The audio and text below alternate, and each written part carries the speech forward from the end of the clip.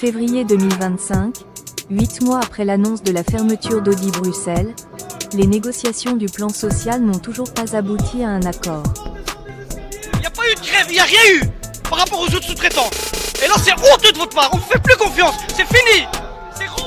Malgré de nombreuses réunions entre les syndicats et les entreprises de sous-traitance, les offres proposées restent indécentes pour les travailleurs. Vous ne voulez pas discuter, c'est votre choix comme direction. Mais votre responsabilité, c'est de communiquer avec ces gens.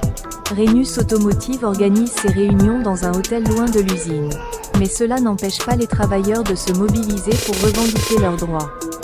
Parce que tous ces messages, ils ont été passés par les délégués et chaque fois, dans leur tête, c'est que les délégués ils exagèrent. Maintenant, ils ont quand même un message très clair de la base parce qu'on leur a dit, ces travailleurs, ils ont donné toute la flexibilité possible. Ils étaient là, ils étaient présents. Ils n'ont jamais fait un jour de grève. Et tout ça, c'est de l'argent, c'est l'image de Rhenus.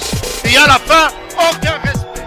Selon des sources parmi les travailleurs, Audi aurait octroyé un budget à leur direction pour financer le plan social. Mais en l'absence de transparence, cette information ne peut être vérifiée. Et quand on a vu la dernière proposition, c'était vraiment de l'insulte envers les travailleurs. Les travailleurs, dont certains exercent depuis plusieurs décennies, ne peuvent que s'indigner face aux méthodes pratiquées par leur direction. Ce qu'ils ont proposé. Il a dit qu'il donnerait quelque chose de raisonnable, mais dans la réalité, c'est totalement faux. Hein. C'est une insulte. Hein. Après toutes ces années de travail, tous ces sacrifices, et tous ces millions qu'eux ils ont gagnés, et nous, qu'est-ce qu'on nous propose? Du vent.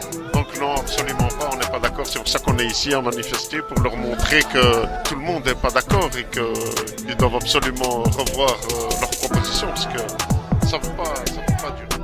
Malgré le courage de certains délégués syndicaux, les négociations restent infructueuses. Le plan social pour les sous-traitants est tout à fait inacceptable, irrespectueux envers ces travailleurs qui ont sacrifié des années, qui ont sacrifié de leur famille, de leur temps, qui ont été loyaux.